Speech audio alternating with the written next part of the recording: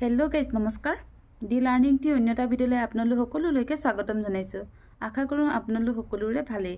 আজি এটা বহুতেই ভাল ভিডিঅ' লৈ আহিছোঁ আপোনালোকৰ মাজলৈ। যিহেতু মই আগতে আসাম পুলিচৰে হওক বা যিকোনো আসাম গভৰ্ণমেণ্টৰ এক্সামৰ বাবে সুবিধা হোৱাকৈ আপোনালোকক এটা চিলেবাছৰ ভিডিঅ' বনাই দিছিলোঁ। আৰু আজি তথাপিও মই ভাবিলোঁ যে জিকে আৰু ৰিজনিঙত কেনেকুৱা ধৰণৰ প্ৰশ্ন আহে বা আগৰ পেপাৰবিলাক চাইছোঁ যে কোনকেইটাৰ পৰা বেছিকৈ আহিছে আৰু কেনেকুৱা ধৰণৰ প্ৰশ্ন আহে। আজি ভাবিলোঁ তাৰে ওপৰতে ভিডিঅ'টো বনাই দেখুৱাওঁ আপোনালোকক। আশা কৰোঁ অলপ হ'লেও আপোনালোকৰ বাবে সুবিধা হ'ব। আৰু বহুতে যিহেতু ভাবি থাকে যে জিকে নম্বৰ পাবলৈ ভাল, জিকে ইজি বুলি ভাবে আৰু ৰিজনিংটো কিছুমানে টান বুলি ভাবে। কিন্তু ৰিজনিঙত যদি আপুনি ভালকৈ পঢ়ি যায় তেনেহ'লে আপুনি 20ৰ ভিতৰত 20 নম্বৰ পাব পাৰিব। কিন্তু যদি আপুনি জিকেটো যিমান ভালকৈ পঢ়ি গ'লেও আপুনি 20ৰ ভিতৰত যদি 18-19 তেনেকৈ পাব পাৰিব। কিন্তু ৰিজনিঙত আপুনি ভালকৈ যদি চাই যায় 20ৰ ভিতৰত 20 নম্বৰ পাব পাৰিব। যিহেতু ৰিজনিং কৰিবলৈ বহুত ভাল আৰু আপুনি দেখাৰ লগে লগে আইডিয়া ল'ব লাগিব যে এইটো কেনেকৈ কৰিলে হ'ব। আৰু আজি মই চিলেবাছটো চাই আপোনালোকক ক'ম যে কোনকেইটাৰ পৰা বেছিকৈ আহে আৰু কোনকেইটা পঢ়িবলৈ বা কৰিবলৈ সহজ আৰু তাৰ পৰাই বেছিকৈ আহে। আজি আপোনালোকক তাৰে ওপৰতে ক'ম। আশা কৰোঁ আপোনালোকৰ বাবে অলপ সুবিধা হ'ব। আৰু ভিডিঅ'টো যদি ভাল পায় তেনেহ'লে like, comment, share and subscribe কৰি দিব আৰু ভিডিঅ'টো বন্ধুবৰ্গলৈ শ্বেয়াৰ কৰিব। দেৰি নকৰি ভিডিঅ'টো আৰম্ভ কৰোঁ ব'লক। প্ৰথমতে আহিছোঁ ৰিজনিং আপুনি কেনেকৈ পঢ়িব।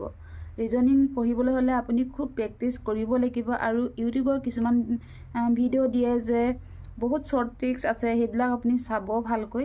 আৰু ৰিজনিঙত কেনেকুৱা ধৰণৰ আহে মই প্ৰথমতে আহিছোঁ কেলেণ্ডাৰত কেনেকুৱা ধৰণৰ প্ৰশ্ন আহে এটা কৈ দিছোঁ আপোনালোকক।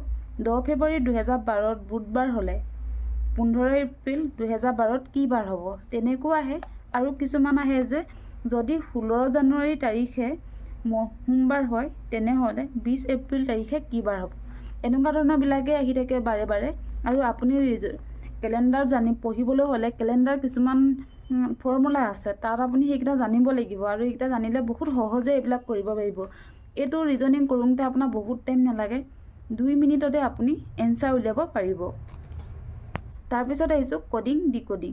আৰু কডিং ডিকডিঙৰ পৰা আহে ইয়াত আপুনি চাব পাৰে চান যদি 108 হয় আৰু মুন যদি 114 হয় তেনেহ'লে ষ্টাৰ কিমান হ'ব। আপুনি এইটো কেনেকৈ কৰিব এইটো মই ইয়াৰ ওপৰতো ভালকৈ পিছত ভিডিঅ' বনাই দিম। কিন্তু আপোনাক মই প্ৰথমতে ক'ব বিচাৰিছোঁ যে চানটোত আছে এলফাবেটত আপুনি চাব চানটো কেনেকৈ 108 হ'ল এইটো আপুনি চাব কেনেকৈ। এলফাবেটখিনি 1ৰ পৰা 26লৈ ভালকৈ লিখি ল'ব। আৰু তেতিয়া আপুনি চাব যে এছটো কে নম্বৰত আছে। আৰু এলফাবেটৰ এইখিনি আপুনি খুব ইম্পৰ্টেণ্ট হয়, কোনটো কে নম্বৰত আছে সেইটো আপুনি ভালকৈ একদম জানিব লাগিব।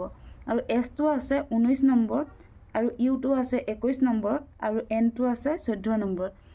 গোটেইকেইটা যদি যোগ কৰি দিয়ে তেতিয়া হ'ব 54। আৰু এই 54টো যদি 2 লগত ইনটু কৰি দিয়ে তেতিয়া আপোনাৰ 108 হ'ব। আৰু তেতিয়া বাকীকেইটা তেনেকৈ কৰিব লাগিব। আৰু আপুনি কডিং ডিকডিং কৰিবলৈ হ'লে আপুনি এলফাবেটখিনি কোনটো কে নম্বৰত আছে সেইটো ভালকৈ জানিব লাগিব। দেখাৰ লগে লগে ক'ব পাৰিব লাগিব যে কোনটো কে নম্বৰত আছে। আৰু ইয়াৰ ওপৰতো মই কেনেকৈ এলফাবেটখিনি মনত ৰাখিব বা কডিং ডিকডিং কেনেকৈ কৰে সেইটো মই আপোনাক পিছত ভালকৈ ভিডিঅ' দিম। পিছত আছে লজিকেল ৰিজনিং। তাৰ পৰা আহিব আপোনাৰ নাম্বাৰ চিৰিজটো আপুনি কেনেকৈ কৰিব। নাম্বাৰ চিৰিজটো কৰিবলৈ সহজ, তেনেকৈ আপুনি ভালকৈ জানিব লাগিব। আৰু দেখাৰ লগে লগে গম পাব লাগিব যে কেনেকৈ হৈছে। এইটো খুব প্ৰেক্টিচ কৰিলে আপোনাৰ আহি যাব। আৰু তাৰপিছত আছে ৰিলেশ্যনশ্বিপ। তাৰ পৰা আহিব আপুনি সেইটো চাব পাৰে কেনেকুৱা আহে। আৰু খুব সহজ এইবিলাক কৰিবলৈ, অকণমান ভালকৈ বুজি ল'লে বা আপুনি খৰধৰকৈ কৰিব নিবিচাৰিব, অলপ ভাবি লৈ পিনি ভালকৈ চাই কৰিলে পাৰিব। এটা মই পঢ়ি দিছোঁ কেনেকুৱা ধৰণৰ আহে। এজনী ছোৱালীলৈ দেখুৱাই ৰাহুলে কৈছিল, সেই ছোৱালীজনী মোৰ মাৰ নাতিয়েকৰ পত্নী হয়, ছোৱালীজনী ৰাহুলৰ সৈতে কি সম্বন্ধ। তেনেকুৱা ধৰণৰ প্ৰশ্নবিলাক। আৰু এইবিলাক সম্বন্ধৰ লগত আহিব বেছিকৈ ৰিলেশ্যনশ্বিপটো। আৰু আপুনি সেইটো পাৰিব, ভালকৈ চাব কেনেকুৱা কৰে। আৰু এইবিলাক খুব আহে, আপুনি ভালকৈ চাব। পাজুলৰ পৰা আহে। পাজুলটো আপোনাৰ কেনেকুৱা আহিব মই কৈ দিছোঁ। যদি ৰাণী ৰাখীতকৈ ওখ হয় কিন্তু প্ৰেৰণাতকৈ চাপৰ আৰু ৰাখী মেঘনাৰ সমানে ওখ হয় কিন্তু ৰাজুতকৈ ওখ, তেতিয়াহ'লে মেঘনা কি হ'ব এইটো সুধিছে। এনে মানে অলপ পাজুল লগাকৈ দিব আপোনাৰ সেইটো। কিন্তু আপুনি সেইবোৰ যদি পঢ়ে একদম ঠাণ্ডাকৈ পঢ়িব লাগিব, ভালকৈ চিন্তা কৰি ইয়াতে মনটো দি পঢ়িব লাগিব। পাৰিব। মই আপোনাক এনচাৰটো কৰি দিয়া নাই, কিন্তু এইটো কাৰণে কৈ দিয়া নাই, মই অকল আপোনাক এইটো ক'ব বিচাৰিছোঁ যে কেনেকুৱা ধৰণৰ প্ৰশ্ন আহে, অকল সেইকাৰণে মই এনচাৰ কৈ দিয়া নাই, অকল জাষ্ট প্ৰশ্নটো এনেই পঢ়ি দিছোঁ অলপকৈ, যে কেনেকুৱা ধৰণৰ কোনটোৰ পৰা কেনেকুৱা ধৰণৰ প্ৰশ্ন আহে। আপুনি যিহেতু ভাবি থাকে যে বহুত টান বুলি, মই ক'বলৈ বিচাৰিছোঁ যে ইমান টান নহয়, আপুনি মাত্ৰ প্ৰেক্টিচ কৰিব লাগিব বহুত ভালকৈ। চাই পঢ়োঁতে সদায় ঠাণ্ডাকৈ একদম ভালকৈ ভাবি চিন্তি পঢ়িব, এবাৰতে এনচাৰ ওলাব। তাৰপিছত আহিব ভাৰ্বেল আৰু নন ভাৰ্বেল ৰিজনিং, তাৰ পৰা আহিব। আৰু আহিব স্পেচ ভিজুৱেলাইজেশ্যন, তাৰ পৰা আহিব।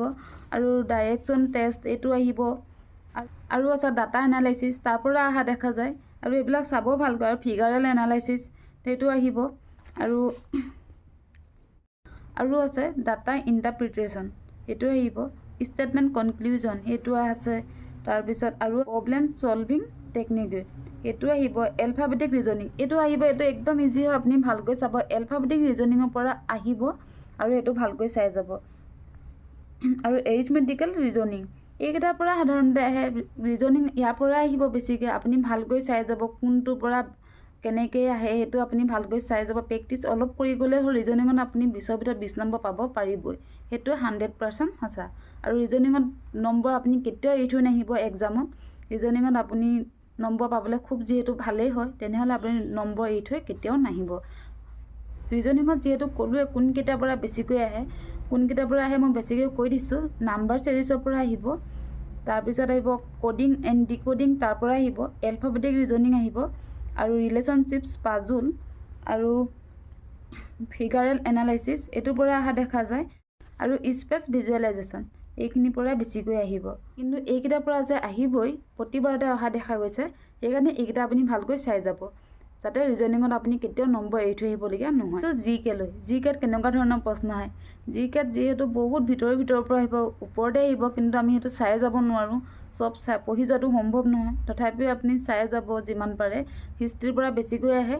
আৰু ৰাজনীতি আছে, অৰ্থনীতি আছে, ভাৰতৰ সংবিধান, সেইখন আপুনি ভালকৈ চাব। ভাৰতৰ সংবিধানৰ বিষয়ে অলপ ভালকৈ পঢ়িব। আৰু মই যিমান পাৰোঁ ভিডিঅ' দিবলৈ চেষ্টা কৰিম, যিহেতু মোৰ ওচৰত এতিয়া কিতাপ বহি একোৱেই নাই। মই যিহেতু এতিয়া বেলেগত থাকোঁ, ঘৰত নাথাকোঁ।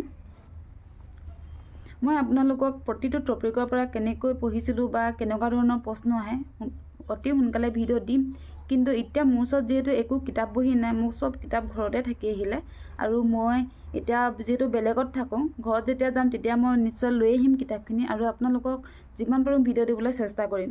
মই মোৰ নিজৰ নোট বনাই থোৱা আছে, নোটছবিলাকৰ পৰা দিব পাৰিম আপোনালোকক।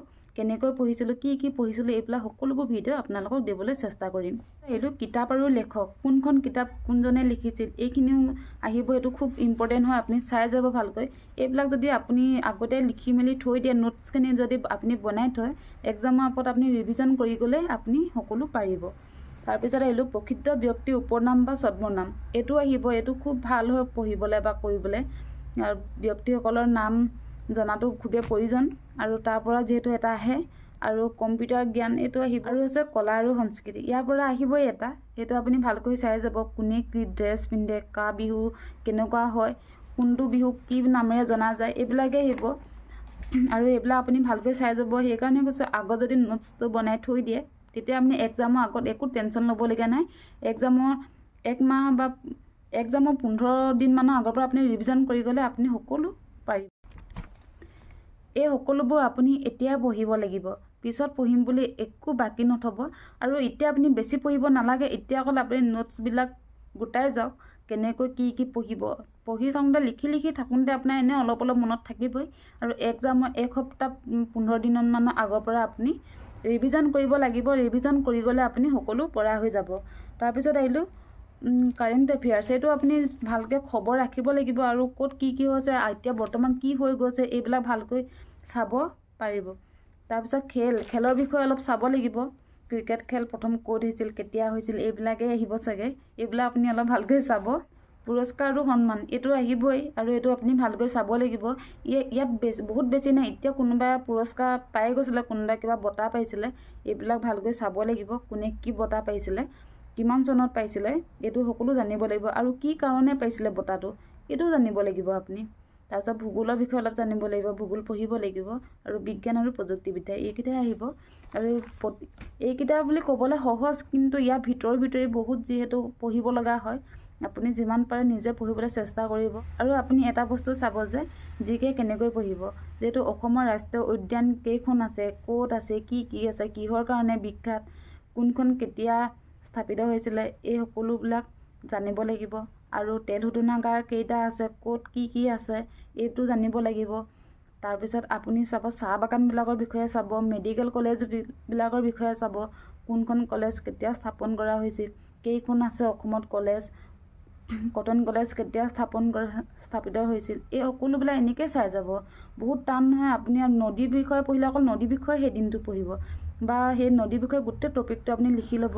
জিকে পঢ়িলোঁ বুলি এনেই খেলি মেলিকৈ নপঢ়িব। জিকে পঢ়িলে মানে আপুনি ইতিহাস পঢ়িলে মানে ইতিহাসৰ আজি কোনটো পাৰ্ট পঢ়িছে, আহোম শাসনকালৰ বিষয়ে পঢ়িছেনে, চুতীয়া ৰাজ্যৰ বিষয়ে পঢ়িছেনে, এইটো এনেকৈ এটাকৈ নোট বনাই যাব। আৰু অসমৰ মুখ্যমন্ত্ৰী বৰ্তমান কোন হয়, আৰু তেওঁ কিমান সংখ্যক মুখ্যমন্ত্ৰী হয়, কেই নম্বৰত পৰিছে, প্ৰথমজন কোন আছিল, প্ৰধানমন্ত্ৰী কোন আছিল, ৰাজ্যপাল কোন আছিল, এইবিলাক আপুনি চাব লাগিব। আৰু এইবিলাক চাওঁতে আপুনি সদায় মানে চিৰিয়েলকৈ পঢ়িব, চিজিল লগাই পঢ়িলে আপুনি পাৰিব, তেতিয়া পঢ়িবলৈ অলপ সহজ হয়। আৰু এইবিলাক কৈ শেষ কৰিব নোৱাৰি, তথাপিও মই যিমান পাৰোঁ আপোনালোকৰ ভিডিঅ' দিবলৈ চেষ্টা কৰিম। মই এতিয়া ঘৰত সোনকালে গৈ আছোঁ, ঘৰত গ'লে মানে তেতিয়া আগৰ বনাই থোৱা নোট আছে বহুত, এই নোটবিলাক আপোনালোকক দিবলৈ চেষ্টা কৰিম, কেনেকৈ পঢ়িছিলোঁ, কি পঢ়িছিলোঁ। আজি ভিডিঅ'টো ইমানেই। যদি ভিডিঅ'টো চাই ভাল পালে তেনেহ'লে like, comment, share and subscribe কৰি দিব। আৰু এইখিনিতে জনাই থৈছোঁ যে আমাৰ এটা হোৱাটছআপ গ্ৰুপ আছে, তাত আপুনি যদি জইন হোৱা নাই তেনেহ'লে জইন হৈ ল'ব পাৰিব, আৰু ডেছক্ৰিপশ্যনত তাৰ লিংকটো দি দিম, আপুনি জইন হ'বগৈ। আৰু এইখিনিতে জনাই থৈছোঁ যে মই ডেইলি 2টা বা 3টাকৈ আপোনালোকৰ বাবে মক টেষ্ট দিওঁ, আৰু আপুনি যদি মক টেষ্টবিলাক দিয়া নাই তেনেহ'লে আপুনি গৈ মক টেষ্টবিলাক দিবগৈ, যে আপুনি কিমান পঢ়িছে, কিমান পাৰিছে, তেতিয়া অলপ বুজি পাব যে চাইছোঁ বহুতে পাৰিছে কিন্তু বহুতৰ নোৱাৰাও হৈছে। কিছুমান পাৰ্চেণ্টেজবিলাক চাইছোঁ, কিছুমান 86 হয়, কিছুমান বহুতে ভুল কৰে। 80% শুদ্ধ কৰিছে, কিন্তু 20%ে এতিয়া জিকে সৰু প্ৰশ্নবিলাকত ভুল কৰি আছে। আৰু বেছি দিন যিহেতু নাই এক্সামৰ কাৰণে, যিমান পাৰে আপুনি ভালকৈ পঢ়ক। আজি ভিডিঅ'টো ইমানেই, ধন্যবাদ।